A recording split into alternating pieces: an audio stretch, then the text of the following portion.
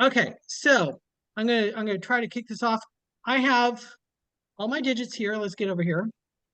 So these are my digits. Most of you already know me and know how to get a hold of me, but if you don't, here's how you get a hold of me. Um, so we start with the basic question: what is marketing? Okay, and some of you saw these slides earlier, but I want to go through this. What is marketing? If you put a sign in front of your listing, that is advertising. Okay.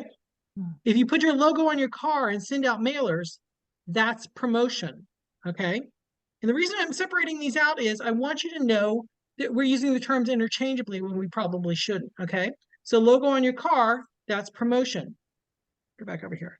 When you get featured in a news report, that's publicity. Okay.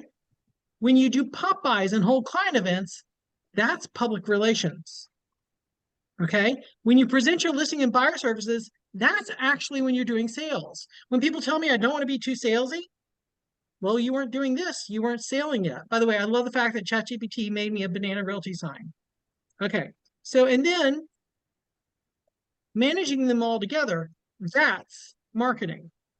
When you manage your advertising, your promotion, your publicity, your public relations, and your sales all together, that's marketing.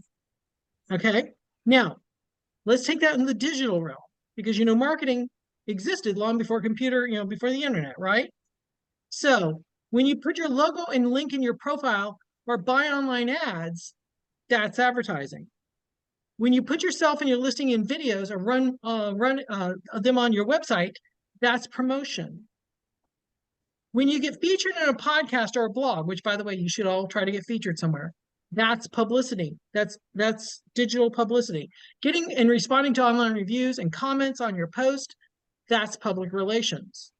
Okay. Doing online listing and buyer presentations, that's actually sales. And then managing them all together, that's digital marketing. Any questions on those slides? Because I think what we're doing is we're using the terms interchangeably, and we really should break them down so that we understand what each one is doing. Okay. So let's dig in a little bit more. There are two streams of content as a real estate agent you need to be focused on. One is you, and that's your brand. You are your brand.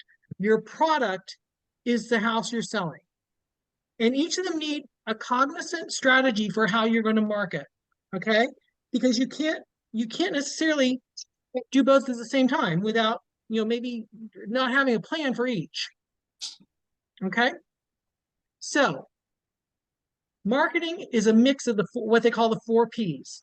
Okay? The product, the price, the place, and the promotion. Which ones of these can we affect? Well, we can't necessarily affect the house, the product, because we don't know what house is coming up next. We can't always affect the price because the seller sets the price. We can't affect necessarily the place. We can affect the promotion the best. Make sense? We can't affect 3 of the 4 Ps, but we can affect the one. Okay. And there's a saying in marketing, half the money I spent on marketing is wasted. The problem is I don't know which half. Okay. How many of us spend money on lead sources that we don't know if they're really paying off or not? But we're still going to spend money on that. And this is apparently quite an adage that's been around a long time. Half the money I spend on marketing is wasted. I just don't know which half. Okay. So what our task is identifying customer needs, creating value, communicating that value, delivering on the value, and then exchanging value, which is getting paid for it. Okay. And who here has not had a struggle recently getting paid for the commissions that we should be due? So this is important that we do the other steps so that the exchange of value comes into play easily. So the 4 Ps are something we're being drilled in on and really have to focus in as we're creating our marketing strategy.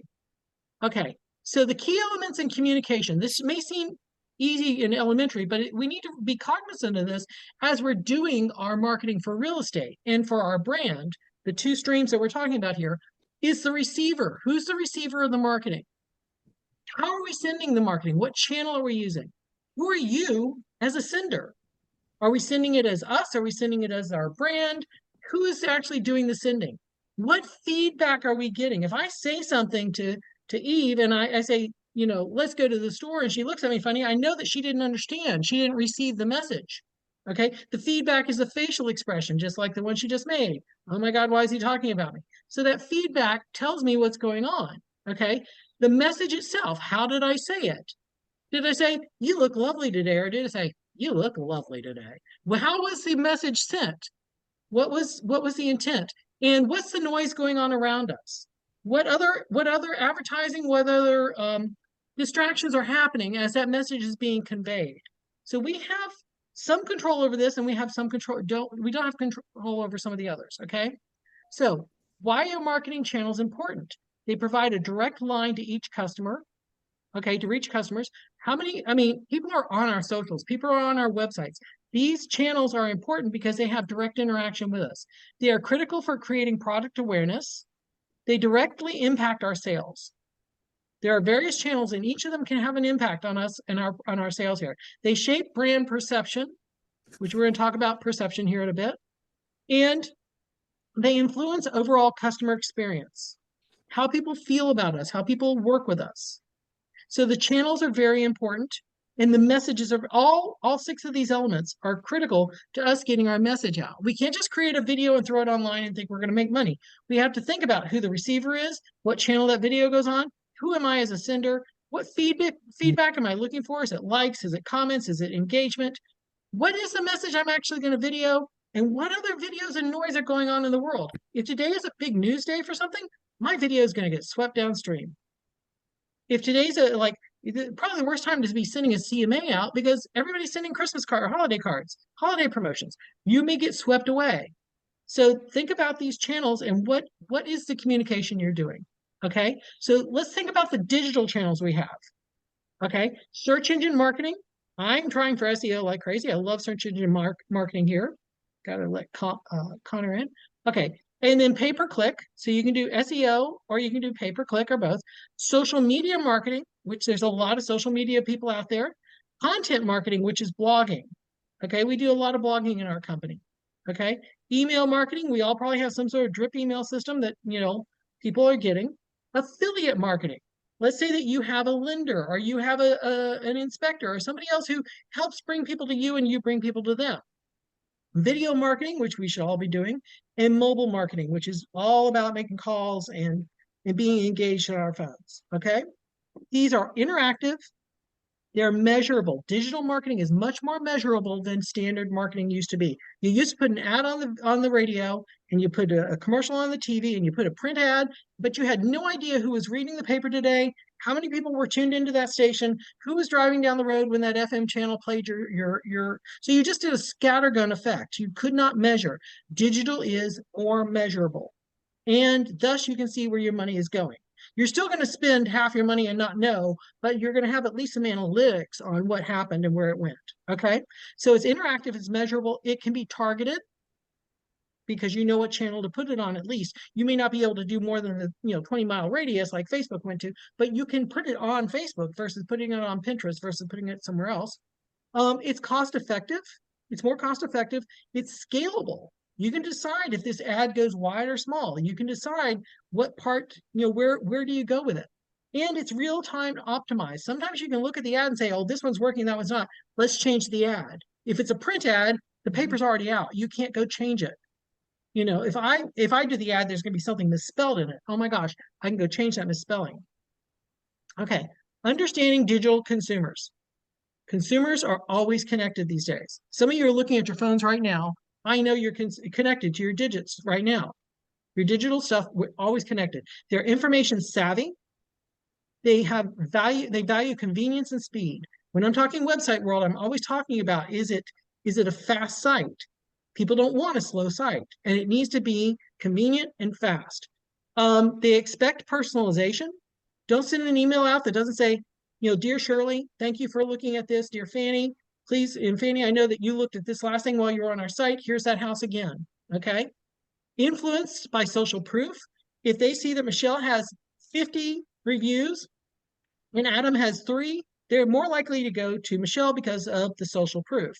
They're multi-channel and multi-device. So I live on my desktop and my phone, but I also go to multiple channels while I'm out and about. I go, and who's ever had a product follow them from place to place to place? You look up something on Amazon and suddenly that thing shows up on CNN and all the other sites you go to, and you're like, dang it, I picked up a cookie somewhere. Okay. They have short attention spans. Guilty, myself. They're privacy conscious and they're experience oriented. Experience, experience, experience. Okay. It's not just the product you're selling, it's how you made them feel when they bought the product. You can have a great house, but you bought it from a crap realtor and you'll never go back to that crap. Who's had a bad experience at a restaurant and you're just like, I don't care if I ever go, I don't care if the food was good. That waitress was just, whatever. So experience economy is a big thing right now. We talk about the experience economy a lot. And as you're interacting with brands, how does that brand make you feel? If I talk about Target, if I talk about Starbucks, if I talk about Costco, probably in your head, you imagined each of those product lines and how you felt about them when I said them, because they've created an intention around their brand. What is the intention around your brand that you're going to make somebody feel a certain way when they're working with you, when they're buying or selling a home? Have you written it out? Have you thought about it? Have you put some ideas around that so that as you're doing your videos and you're doing your social media marketing, that you're continuing to carry that feeling and that experience with them, with those products? Okay, make sense? Okay. Small to medium enterprises do not plan beyond day-to-day survival. 72% do not take any action in response to future trends and crises. Most of them are just muddling through the day. Who's ever felt like they're muddling through the day? I get it. But if we're going to be doing social media marketing and digital marketing, we need to be thinking well ahead. Okay? So this is what's called the double diamond approach to solving a question for your clients. Okay, you start with the problem and you're very narrow here. You define the problem tightly. You figure out what the problem is we're dealing with, and it could be where to put our media money. It could be how to design the next ad. Whatever the problem is, define it and get it into a tight nugget. Then you come up to what are the solutions, and you kind of go broad when you start thinking of the solutions. As you pick one or two solutions, you come back down to narrow, and you get really tight on those solutions. Then you put those solutions out there and you prototype them and see how they do, and you get feedback and come up with the final solution for that problem. It's called the double diamond approach to advertising. Some people have taken this diamond and broken it up into multiple segments. I didn't want to work you through all that because we've had to go through it, and it's kind of just too much. Analyticals will overthink anything. I love y'all who are analyticals, but you'll just think it into the ground. This is the high level approach to the double diamond that we look at as far as, hey, we need to advertise this product. What is the solution this product is providing? How do we want them to feel about it? Let's come up with some ideas. Let's prototype those. Let's focus them back in on that prototype. Let's get some reactions to it. Let's get some ideas, and then let's launch that as a solution. Okay. And this is kind of something we may already do, but we just never acknowledge that this is theory that we're working on. Or we may just intuitively, drivers like me, I just know what to do. Let's go. And we don't even double diamond it. We don't look at this.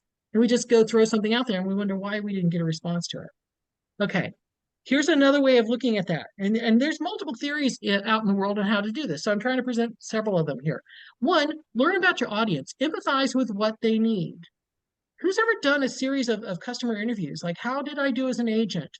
What was it that you were looking for originally? Buyer presentations are like that. Tell me about the area you want to live. Tell me about the type of house you're looking for. This is something we do to empathize with our clients. Okay. We then define what it is that we need as a solution, sharpen our questions. Maybe I'm not asking the right questions to get to what it is that you need as a buyer. Becky came to me and she says, I want to buy a house, but then Becky starts looking at condos. Maybe I didn't engage well enough and ask. Okay. We brainstorm and create solutions. Then we build representations of what those solutions will look like. We prototype them, then we test and we test and we test. And there's a lot of talk in website world about A/B testing. How are we doing with this versus that? Which ad ran better? Which website page did better? Which one is engaging with the client?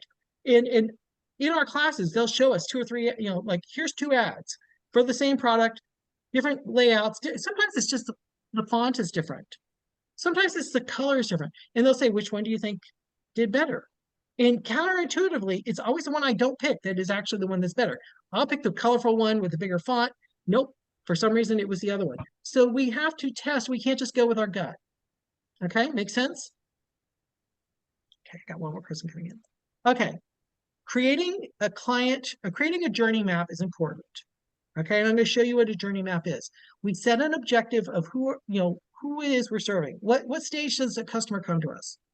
We create a customer persona. We define the customer goals. Normally that's buying or selling a house for us. We identify the touch points we need. We look for limitations that could happen. Are they, out of state, or are they, unable to, whatever. We come up with the limitations that could keep that client from getting to us. We take some actions and we measure results. Okay. This is how we create a customer journey map. And this is what it ends up. Oh, sorry. We'll get to that in a second. There are three types of media that we can use in this customer map. That slide may be out of order here. There's earned media. So earned media is things that you don't necessarily control.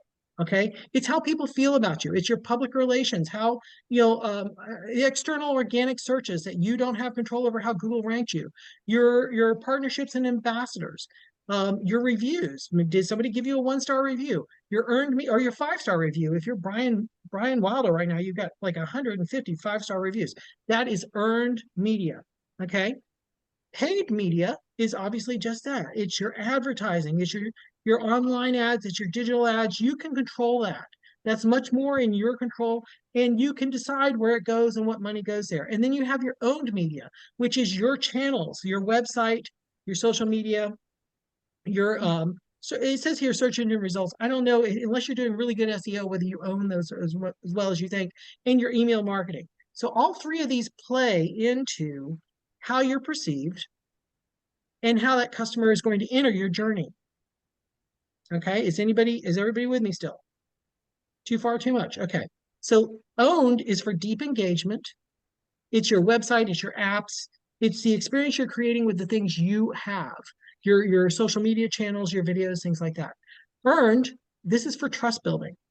Okay, this is leverages user-generated content and reviews to build credibility. If you don't have reviews going right now, we need to work on that.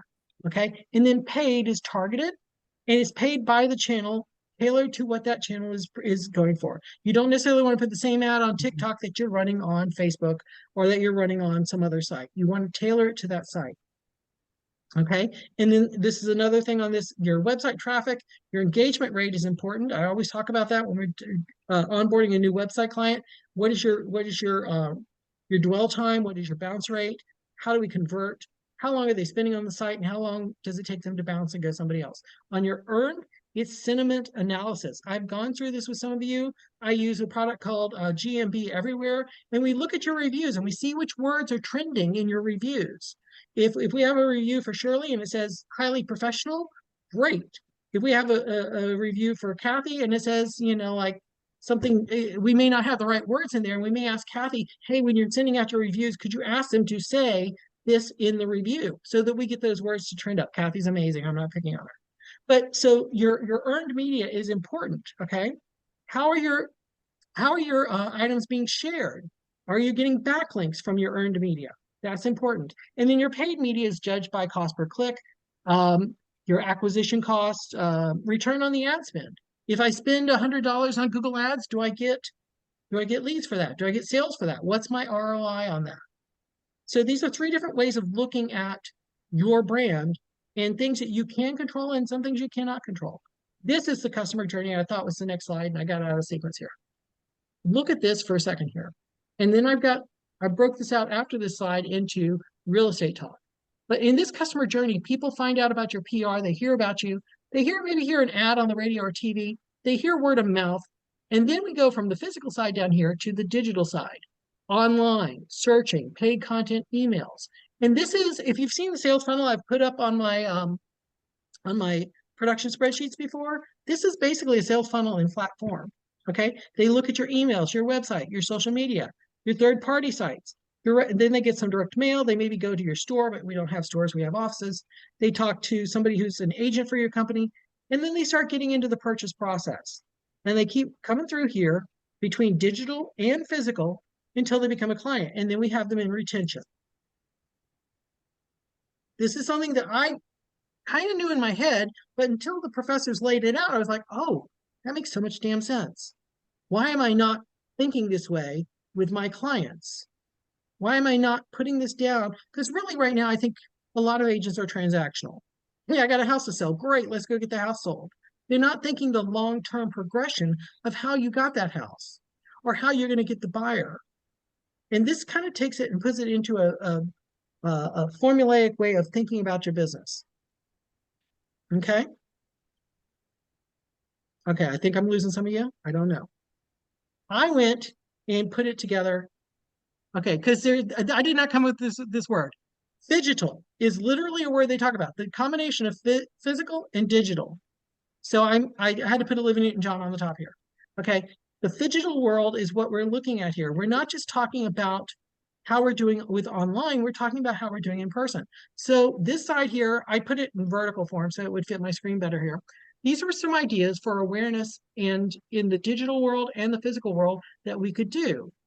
I push my clients to always do in-person events, mailers, your signage in front of a house, calling expireds, door knocking. Those are all in the physical world at the awareness level.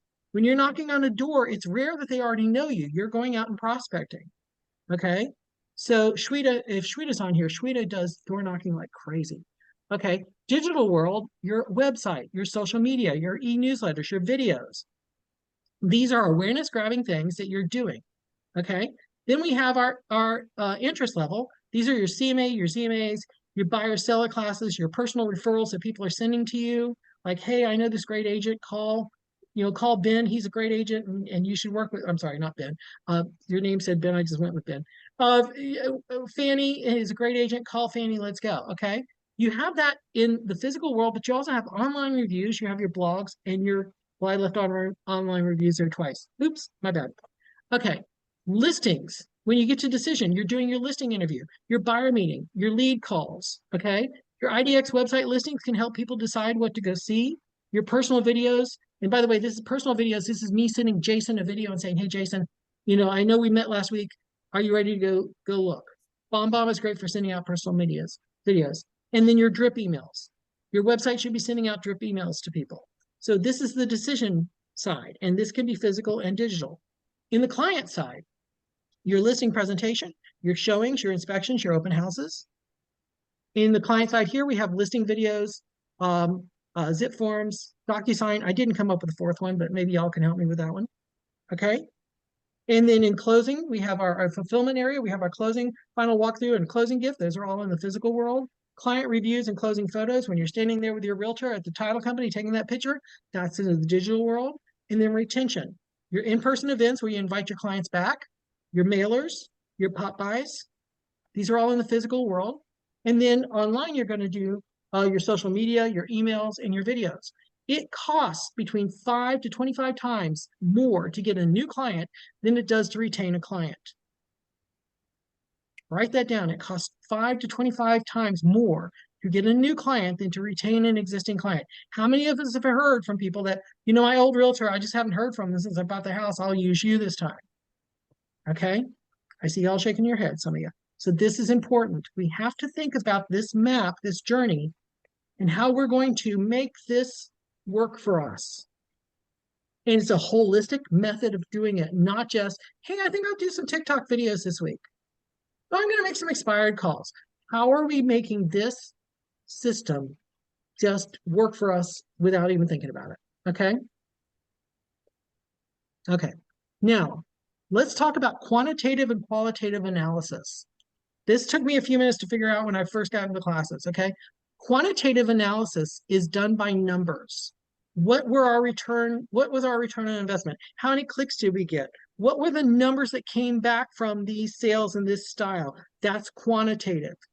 Qualitative is, how did that make you feel? What's your impression of Starbucks? What's your brand impression of American Airlines? What is it? How are you thinking about that? The two of them work together. Okay. Anytime you've had a thing like on a scale of 1 to 10, Leslie, how did you like the experience of, going to this place? Okay, 5. Okay. That's quantitative because it's a number scheme. If I ask you and say, how did you feel about going to this? How was your experience with? What do you remember about? That's qualitative. And there are different theories about which one should be used at which time, but using them both together can give you a truer picture. Because I can have somebody say, 7 out of 10 for that. Okay, why? Okay, the why goes into qualitative. The 7 out of 10 was quantitative. I may need to know why that 7 was a 7, but I won't know unless I ask the next question and mix the two styles of analytics. Okay? We need to know what our strengths are. And part of that may be doing a review and asking clients, how did we do? What was your experience? On a scale of 1 to 10, where would you put me? Why did you pick that number? And you'll see online reviews or online surveys come out, and they'll ask you for a number, and then they'll say, could you tell us a little bit more? They're mixing the two styles of research, okay? And somebody in their department is putting it together and going, here's how we're doing and why we're doing it, okay? So your logo is not your brand. How many people have a rooftop logo? Because if you have a rooftop logo, I'm just going to scream at you right now. Stop with the rooftops, okay? It's the point of entry into your brand, but it is not your brand. It needs to be well-defined and well-designed and set up for you, but it is not the same as a brand, okay? There are all sorts of, and they were giving us all sorts of logos in these classes to think about. It increases your awareness. People should recognize it, which is why I'm done with rooftops, because everybody has a rooftop. But it's also not the same as what your brand should stand for, okay? Best practices for campaign messaging.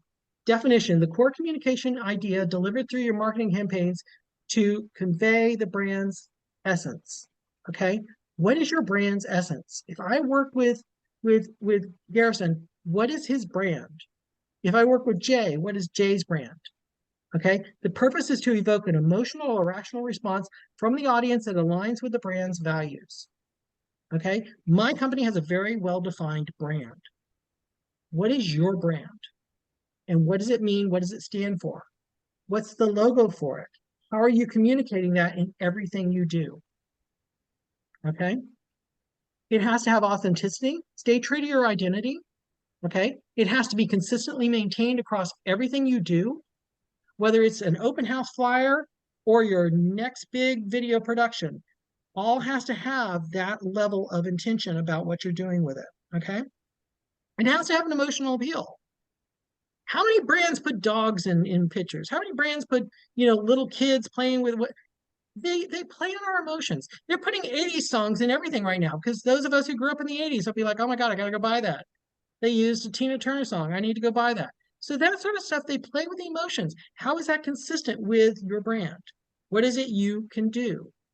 I'm not saying go license a Tina Turner song, but you get where I'm going here, okay? So there are 4 different approaches to how to do marketing, okay? And we're gonna go through each one, and I try to put a sample at the bottom here. The first one is blitzing. We're just gonna hit you on every channel at once, and we're gonna have our message everywhere for a short period of time and just hit you upside the head with it. Who's seen Wicked? Who's seen ads for Wicked? I think they have done the best job of blitzing that I've seen in years. They have been on every channel, every video, every social, just talking about it. And in 5 or 6 months, it'll probably go away until they decide to stream it on whichever product they stream it on. But then we'll have another surge of it. But blitzing is a fashion of doing advertising. Usually this would be, in our world, probably when you have a new listing. You're going to hit them up with all sorts of information about your listing, and boom, boom, boom, boom, boom, boom, boom, and blitz them with it. Make sense? But blitzing is not sustainable. Next, we have continuity.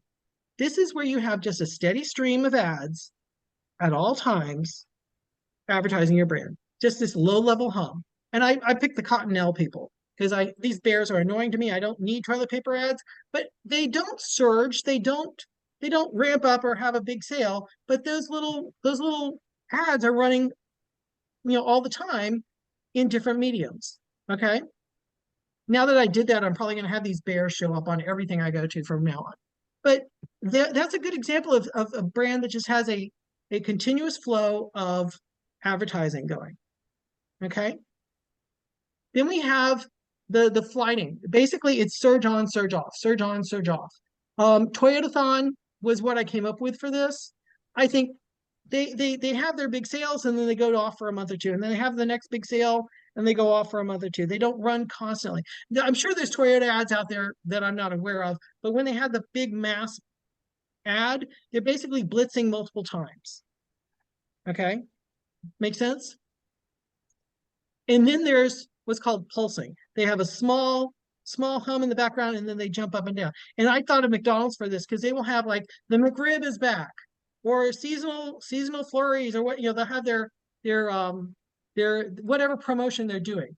McDonald's is always advertising, but then they do their seasonal stuff. Okay, and I could have picked better ones for this. I just was trying to grab things. Now, in real estate, I think what we do mostly is we blitz. I think most of us blitz. Maybe some of us do flighting, but I don't know that we have a consistent hum going on. I think where we need to get to is this. When we have a listing, we jump up, but we always keep something going in the background. And I think the most consistent thing we can do is get people to this. And I don't know that I really even thought of it this way, but I think this is where we need to get to in our advertising so that we have consistency, and then we can go higher when there's a product that we need to sell or a service we want to talk about. Make sense? Okay. Okay. I'm looking at faces here to see if I still got you. That's why I like to see the faces on the screen. Okay. It took 38 years for radio to get to 50 million people. It took 13 years for television. It took 3 years for the internet. It took 1 year for Facebook. It took 9 months for Twitter to get to 50 million people. Who do you think did it faster? Who do you think did it faster?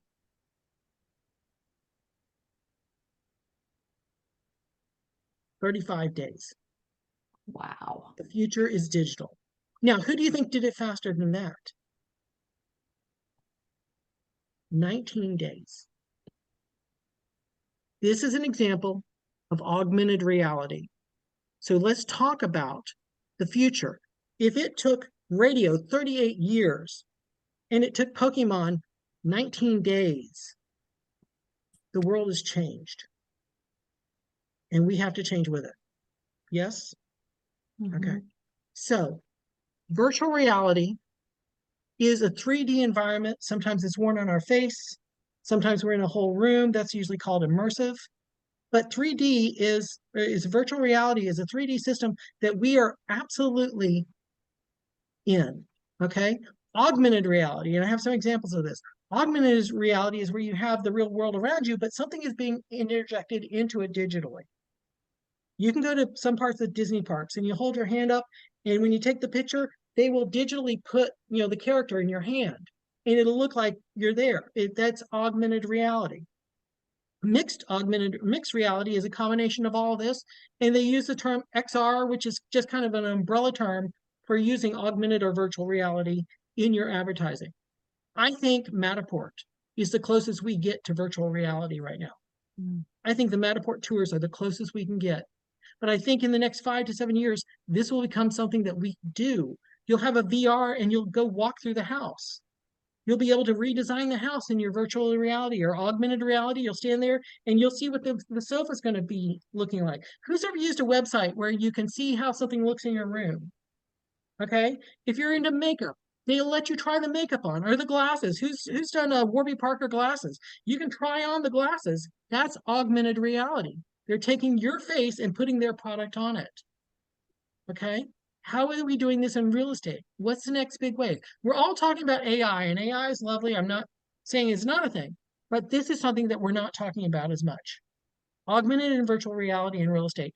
How do we sell a house to somebody on Oculus? How do we sell a house to somebody and then show them, hey, here's how that sofa or this carpeting or this flooring or whatever will look in the house as we sell it to you? How, as a listing agent, are we going to say, hey, this one needs some hair and makeup, and here's the augmented reality to show you what you could do with these products from these stores that I'm an influencer for? By the way, here's the punch list. When you buy the house, just go to this store and get what you need. How is real estate going to change in the next 5 to 7 years, and how will we be in front of it? Okay, so there's 3 types of AI. There's feeling AI, learns and adapts from experiences, emotional understanding, personalized relationships, customer centric. Okay, these are going to be the chatbots that call you up and talk to you. It's ChatGPT in the vocal mode that talks to you and tells you things. There's mechanical AI, and it excels at automated routines and repetitive tasks. And then there's thinking AI, which a lot of us are dealing with Google Gemini and ChatGPT, asking it things like, how do I get better at my listing presentation? Tom AI is one of these, where they're, they'll role play with you as this person or that person, and you're trying to engage with them. Okay, so AI is an incredibly powerful thing. I think it's in its infancy, and we'll see where it goes. Some of the things you can do in AI right now, we probably shouldn't be doing. Who knows? But they're trying it right now. I think there's also some privacy concerns with AI. We'll see where that goes.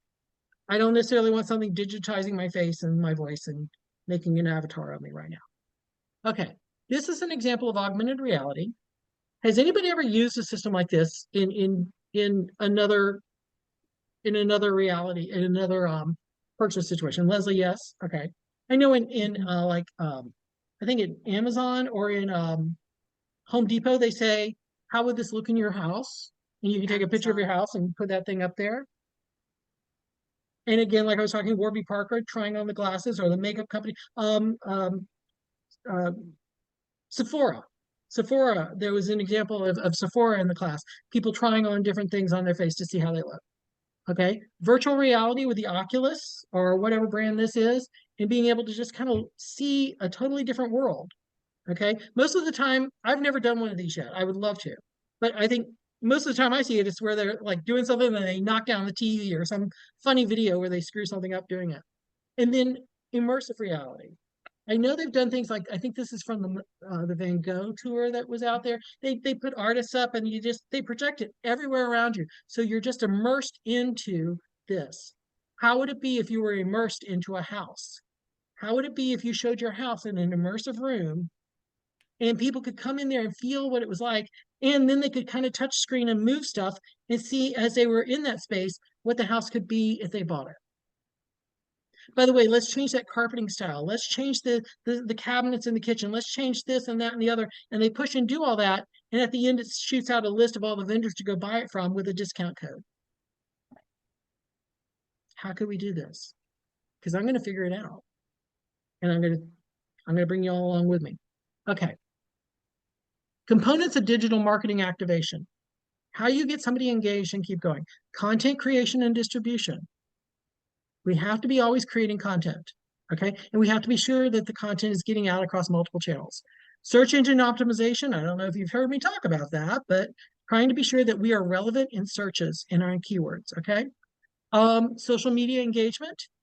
This is where I'm really on people about, don't just put the video out there. How is it getting back to your other content? Instagram and TikTok don't let you put links into their individual posts. Facebook does. Unless you pay extra for TikTok. I think you could be a marketer on those platforms. Maybe that'll help you. Don't know. Email marketing, your pay-per-click advertising, your influencer partnerships. Influencers are not just hiring Brad Pitt to say the name of your brand. Although if I could hire Brad Pitt, I would not be sitting here. Okay, but you could have micro influencers. You could have people who are important in your town talk about you. And you may not have to pay them. You may just be able to be their friend. Who are the micro influencers in your city or in those Facebook groups that I'm urging people to join? Who are the people in your neighborhood and how are they influencing others? And then your interactive content. There's something I didn't put on here about co-creation. Brands get more when they have you co-create a product with them. Okay, you could print your name or print something on a Coke can and they'd send it to you. You could go on Toyota and build the car the way you wanted it. There's so many ways that brands are getting the client to help them create either the next version or a personalized version and getting clients engaged with their brand.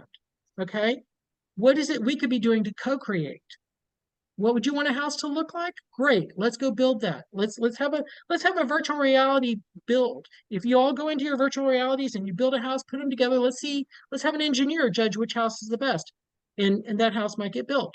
How do we make co-creation a thing for our clients? Something to think about. I don't know the answer to this, but this is just things that sparked off of the first semester for me. Okay, history of social commerce. Now, social commerce is different than e-commerce. It's a variety of e-commerce built specifically on social platforms. Okay, Facebook, according to this, started it in 2007. You could buy things through Facebook. Now, my experience with Facebook purchases have not been good. I've ended up returning most of them because the shirt just didn't look like what it was supposed to. I bought a Christmas tree that was supposed to be like 2 foot and it ended up being like 3 inches. So anyway, Facebook started this. So always buyer beware. Okay. Facebook tried to buy it now button in 2014. Instagram comes along with Shoppable. TikTok has Shopify. Instagram affiliate links, Snapchat, Creator Marketplace, and Pinterest shoppable pins. But this is going to increase and increase over time. Each one of these sites is going to want some of that money. Yes? So how are they doing the shopping, and how can we maybe use some of those pins or some of those buttons? Maybe we sell something about how a class on how to sell your house, or maybe we do something, and maybe that's a bad example. Maybe there's something we come up with as a product that somebody could buy for almost nothing, and then get you the entrance into the engagement with them for buying or selling a home. Maybe you have a buyer seminar. Don't know. I'm just freehanding this. What can we do to get engaged with that element? Maybe we list a house on there and say on Facebook, hey, you can buy it. $400,000 house, click here and buy. Don't know. Okay, we're getting down to the last few slides here. Who's read the Social Styles Handbook? Social Styles Handbook, thank you. So it breaks it into analyticals, drivers, amiables, and expressives. Analyticals love charts and graphs. They don't start a project until they know where it's going to end. They are always in their mind thinking. They're kind of introverted, nerdy, okay? And when they're mad at you, you'll never see it coming because they've plotted your demise. They're also the type that will just think into the ground and never launch something, okay? Analysis paralysis. They will just sit there. Drivers, quick decisions. They're going to tell you exactly what they think. They come off as rude, and they're always moving and always going, and they've got 17 things going on in their mind, and they just, when they're mad, they just walk up and tell you, and they walk away. But they got it out, and they're done. Okay? Expressives. I don't know. Let's order more wine. I haven't seen you in forever. Let's talk some more. I want to hear more about your thing, and yeah, I need you to hear me, and I need to hear you. Tell me more. Let's just keep talking. By the way, when I'm mad at you, I'm going to explain to you why I'm upset, because you should understand, and I need to know that you heard me. So please mirror back to me what you just heard, because I want to talk about it some more. Okay. Amiables. I don't know, wherever you want to go is fine. I mean, that's great. I just like to be in the middle and be hugged. And I just want to love on everybody. And I want everybody to love on me. I'm going to do things that I know people are going to like. I don't want controversy. When I'm mad at you, I'll tell my friend to tell you I'm upset because you should know you hurt my feelings. I don't want conflict. Which one are you on here? Okay. And I will tell you that you normally have a dominant personality and a stress personality. I'm an expressive who goes driver. I live between these two. It's rare that you go diagonal, okay? An amiable rarely goes driver unless pushed. Now, we all have these elements, but we don't usually jump track unless we're pushed into it. And then if an amiable becomes a driver, they are pissed off. When an expressive gets quiet, you're in trouble. Especially when an Aries. When an Aries expressive gets quiet, the world is about to shake out from under your feet. So think about this. You normally are attracted to your opposite. Now, thinking of this, knowing who you are, it's kind of cool to try to figure out the seller I'm sitting across from. Are they an amiable, expressive? Are they analytical driver? And I need to modulate my personality to meet them. If I'm dealing with a driver, I don't need to talk them into the ground. I just need to give them the facts. If I'm dealing with an analytical, I give them the charts and graphs and let them make their decisions. An amiable, I need to tell them how much people are going to love this new house. Oh my gosh, this is going to be so cool. You're going to be able to have everybody over, hug them at the holidays. Great. And expressive, I'm going to have to sit down at dinner afterwards and talk to them about why this house is so cool. I need to modulate myself to match them. Now, I want you to think about that each of these social media platforms have a personality style. And we are shoving everybody into Facebook, Instagram, Facebook, Instagram, Facebook, Instagram. But when we're trying to sell a house, the house we're selling may belong on one of these other platforms. Kathy Green, where are you on here? Is Kathy Green? I see you there. Kathy Green and I this morning, we went on Pinterest for the first time in ages. We went on LinkedIn because some of the things we're doing is more appropriate for those personality styles. Let's think about this. So in CRS world, we learned about 4 different styles of personalities. We learned about the 4 personalities that buy a home. Okay. The first is the belonger. Belongers want to be near traditional things. They want to be near schools and parks. They want to be in a cookie cutter community. They want to have everyone over at the holidays. They want everybody around them. They belong there. They're traditional. They don't want to do anything avant-garde or crazy. Okay. Then we have emulators. Emulators want the new trendy area. They want to be in the multi-use communities. They're usually leveraged up to their eyeballs. They've got the fastest car, the newest iPhone, the best clothes, but they're not quite achievers yet, but they want to act like they're achievers. And they're in a lot of debt to get there. Okay. Then you have the achiever. The achiever wants something nobody else can have. Every house in the neighborhood looks different. There is a gate in front, and there's a buzzer in front of my house, and I'm going to drive a car that shows you that I am different than you and I've achieved. They will spend more money to look like they have arrived. Okay. And then you have the socially conscious. The socially conscious are people who will pay more money if their purchase helps their ideology. So people who will buy a house with solar panels, people who will buy a house that or buy a product that is recyclable or renewable, things like that. These are the personalities that buy houses. I put these beside the social styles, and I came up with this idea again. Are we marketing to the proper channels? When we have a house that's a cookie cutter house that everybody is going to look the same and everybody's going to go to the same schools, we should put it on sites where belongers will look. We should put that house on a site where a belonger is going to go, oh, here's the perfect house. What channel are we choosing? If we have a house that is like amazing with 3 swimming pools and 17 bedrooms and whatever, the big, huge, fabulous achiever house doesn't belong on TikTok. It belongs on TikTok to show you as a realtor. It doesn't belong on TikTok because the seller's going to be on LinkedIn. I'm sorry, the buyer's going to be on LinkedIn. The buyer is going to be on a site where achievers go. Mm-hmm. So let's think about our digital channels better. Let's get off of, I'm not saying get off of Facebook and Instagram, but I'm saying think about all the other channels that are out there. Which ones match your personality? Which ones match the personality of the property you're selling? And let's put things there. Thank you for attending my TED Talk. Any questions? Any thoughts? Too much, too little? By the way, I didn't see anything in the chat, but I'm sure there's there. Good stuff. Call me dumb. What is a rooftop logo? Jed, I love you. I would never call you dumb, but most the logos that people have for their realtor business, and it has a rooftop and then their name under it, or it looks like a little house. Those rooftop logos, we just got to all just outlaw them because they all look the same. Texas Pride Realty had a rooftop logo for a while, and I came back from Summit one year, and I got like 17 other cars that had the same logo almost. And I'm like, we're changing to the star. Logo with Eve. I love you. Thank you for admitting that you have one. And YouTube is beginning to offer shopping. Oh, thank you, Adam. I did not know YouTube was offering shopping.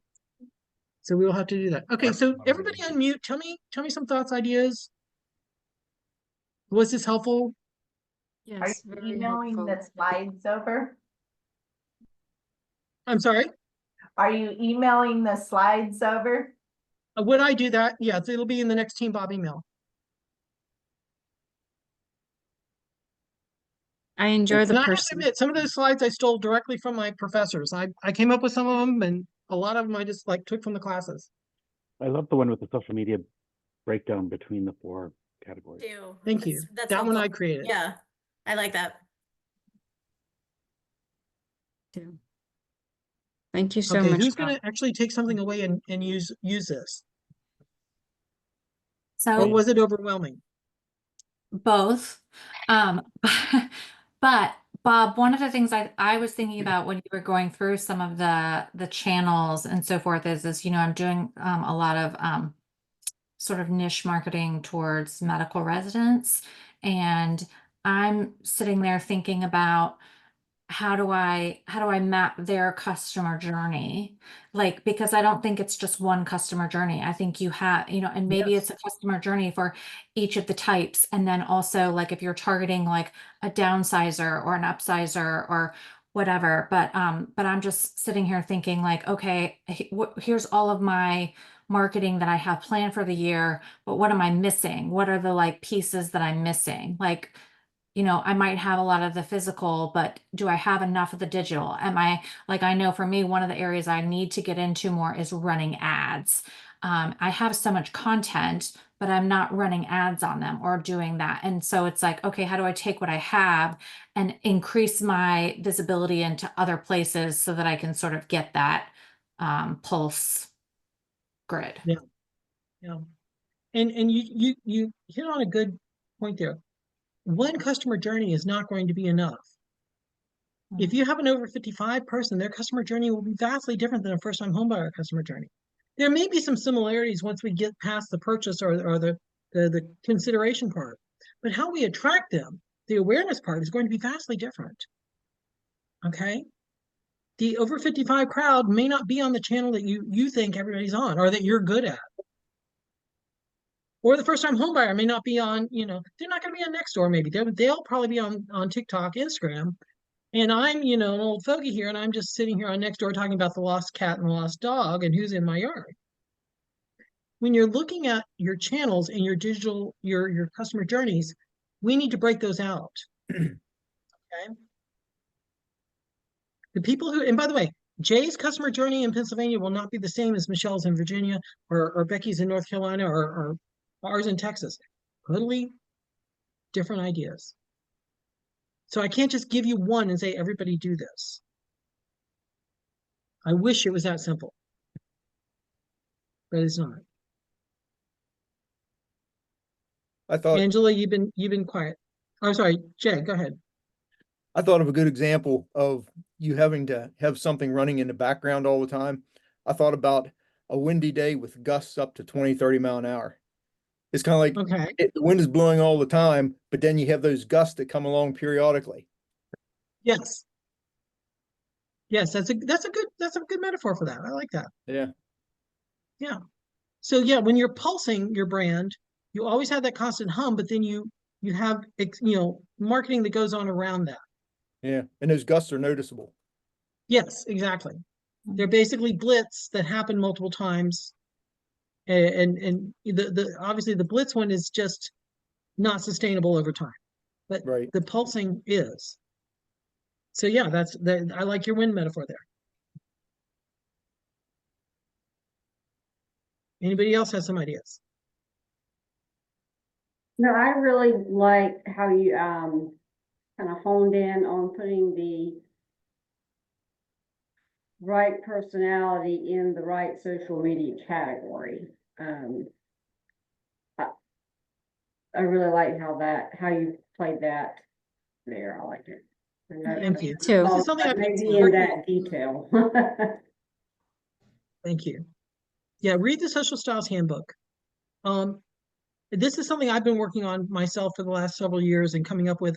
And then this year, when I was sitting in classes, I was like, I took the CRS 4 personality set by Holmes. They did a study, and Leslie and I were in the same CRS class when we learned this part about what style of home we're dealing with and what sort of buyer they'd be. And I thought, well, maybe there's a correlation between this and when we're doing marketing, how do those stand next to each other? By the way, one thing I didn't put on here is all the different social media channels.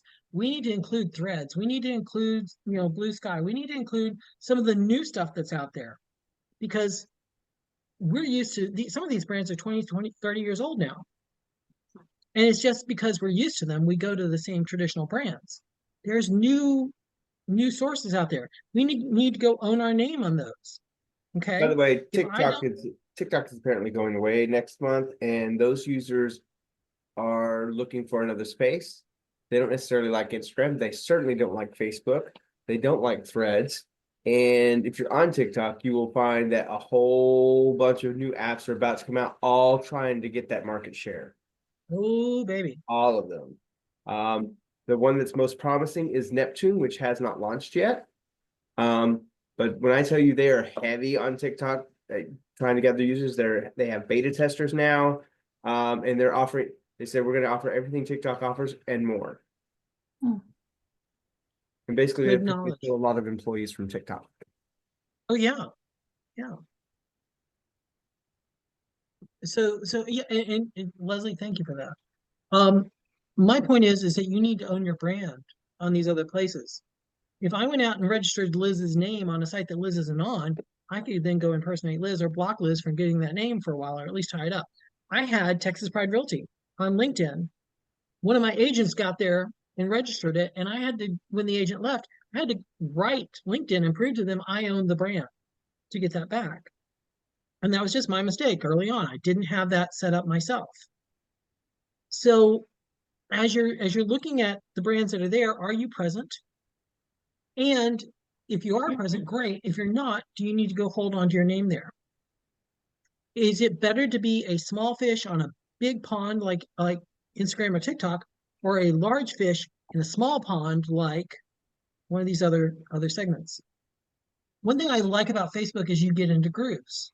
So like, for Kathy being on the Space Coast, so Kathy was a member of, one of the Cape Canaveral area, garage sales, or, Cape Canaveral dog group or whatever.